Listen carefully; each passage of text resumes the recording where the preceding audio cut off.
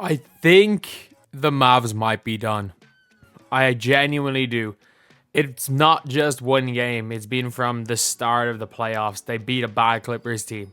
I think the Mavs might be done. My prediction to win it all, it might be over, lads. Before we get on, if you guys are new to the channel, subscribe. We're trying to hit 1,000 subscribers as soon as possible. But anyway, now let's get on to the video. So, game one was last night. Kyrie Irving was decent. Kyrie was like Kyrie. He's been playing okay. Gafford was blocking shots. The Mavs were in that game for a little bit. Obviously, the Thunder were up early shooting a bunch of free throws. And while Luka started off well, he cooled down. And he's not right, man. Luka's hurt. Luka's hurt. There's no ifs, ands, or buts about it. Luka Doncic is hurt. And for people saying, oh, he's out, he's healthy enough to play, he should be healthy enough to perform. Man, I don't know if he's healthy enough to play. And it was like the same as Embiid in the last round, where I made a video basically saying Embiid should not be playing. Man, Luka does not look right. Regardless of what he says, he does not look right at all. The problem is the Dallas Mavericks don't stand a chance without him. I also don't think they stand a chance with him. I don't think the Dallas Mavericks have a chance with him or without him right now. The Thunder are that good. Lou Dort's one of the best perimeter defenders in the NBA. Shai Gilgeous-Alexander is legit and already has a superstar whistle. Chet Holmgren is insanely good for a rookie. Like, if this was any other year, people would be talking about Chet like he's one of the best rookies we've seen. It's just he is an alien in his draft or in his rookie class. If you want to argue Chet over Paolo, I'll be there. It's an argument. It is an argument. That's how good Chet is. You've got Isaiah Joe who can shoot. Josh Giddey forgot how to play basketball, but like it is what it is. If you've got other guys stepping up, you're good. Like Aaron Wiggins is stepping up and playing well. The Thunder are in a position that are probably the most enviable position in all of the NBA. They've got an unbelievably young team. They've got a pretty young star who is ascending, and you've got a lot of other pieces. You don't need the two superstars. You just need, it's proof in the playoffs that you need a team. You need one guy, and even last year, as good as Jamal Murray was, Jokic was the superstar. The rest, you need a superstar, someone else on any given day can give you 25 and a team. And honestly, I think this is the best team that we've seen around Luka. It's just Luka is not 2022 Luka. I think if you get these surrounding pieces on a 2022 version of Luka with the way Kyrie's playing, they would probably beat this OKC team. But I just cannot see it happening.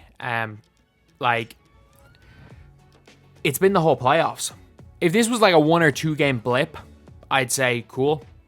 But it's been the entire playoffs. And it's not even with Luka, obviously, that he's missing shots. People are like, oh, it's you need to stop settling. It's like, it's hard to go to the basket on one knee. It's hard to shoot threes on one knee. It's hard to go to the basket on one knee. It's why he's shooting those Turner and mid-range shots almost every single time down the floor. And it's why after he heard it in game 3, the defense stopped. The defense just stopped. Because at least in game 1 and 2, he wasn't shooting well, but you could see him stepping up on defense, just like he played defense during the regular season. He had played it at quite a decent rate. But after that game 3, he hasn't been right. And who knows? Maybe he shouldn't have pushed for MVP that hard. Maybe he should be rested a bit more. Maybe in future it's maybe it's a learning thing, or maybe it was an injury when Russ went at him. Who knows? Because it is a sprained knee, it's kind of hard to pinpoint. It could have been something that just progressively got worse. But it's clearly not getting any better. And the Thunder have too much as far as defense and youth and bodies that Luka, or to throw at Luka for him to destroy them on one knee. I legitimately think healthy Luka is the best player in the world.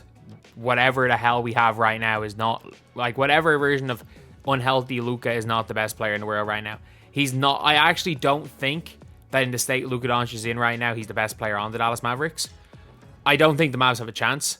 I think he probably should have to defer a little bit to Kyrie Irving, but with the way he's being guarded, Like, one thing I will say is, like, off the ball, people are saying, oh, but like he's just lazy, he's just standing there. With the way they're guarding Luka off the ball, it's still 4v4. If an NBA team can't score in 4v4 situation, it's on them. Like if Luka's just chilling because of the way they have to guard him, just for his gravity. But Kyrie's gotta, Jason Kidd's gotta run more for Kyrie. Kyrie's gotta shoot more shots than Luka in these games. It's the only chance the Mavs have. Like, Luka's still going to be able to facilitate. Luka's still going to chip in with 23 to 25 points in the majority of games. Last night was even for an injured Luka, last night was a terrible game. Luka's still going to chip in with 23 to 25 a game. He's going to give you 6 to 8 rebounds most nights, and he's going to give you close to 10 assists. And maybe with the ball in his hands less, he might give you 7 assists, but he'll still give you the guts of 25. But with Luka as the primary option right now, with the way his knee is, the Mavs don't have a chance. He's not going to He's not going to shoot a high enough percentage to win these games. He's just not. He's playing zero defense, and this isn't like Luka Doncic is just too slow, or like he just can't. He just physically can't. And like we've seen it from other series, we've seen it in the regular season that while he's not the quickest laterally, never has been, he's normally at least able to throw a body on someone. He just can't do anything on the defensive end right now. So I don't see a scenario that the Dallas Mavericks have a chance. I actually do not see a scenario, because it has been like Luka Doncic, as bad as he was in round one for his standard, he still wasn't absolutely horrific. He was pretty bad last night, but the fact that if the team was good enough that Luka could sit out and they would have a chance, I would say for Luka to sit out, but they're not good enough. Or even still, the Thunder are just that good. Like, I thought maybe, I actually predicted that. I just had this weird feeling the Kings were going to beat the Thunder. I thought the Thunder were, because they were so new, they hadn't been in the playoffs before. Even though I predicted them conference finals at the start of the year, I thought maybe they were going to lose in round one. Mavs were going to get through, but I think the Thunder, they're in that stage where they're like so young they don't feel the pressure, and I can see them wanting to absolutely destroy Dallas, to absolutely destroy them, and I have a weird feeling they do. Like, regardless of experience, regardless of like if it goes to a game 6 or 7, yeah, I'll favor Dallas. But I think this could be 5. This could be 5. Just like I actually have a feeling that Minnesota are going to sweep Denver. And you know what? As a person who I think Luka's, I'll say it, healthy Luka, best player in the world in my opinion, even over Jokic. But I will say it, if it ends up being Ant-Man versus Shai Gilgeous-Alexander in those Western Conference Finals, one of those going to the NBA Finals, you better believe I'm tuning in, because it's going to be a hell of a series. I mean, that's the video. Let me know what you guys think. I genuinely do think the Dallas Mavericks are pretty much done. Thank you guys for watching. Please like, comment, and subscribe.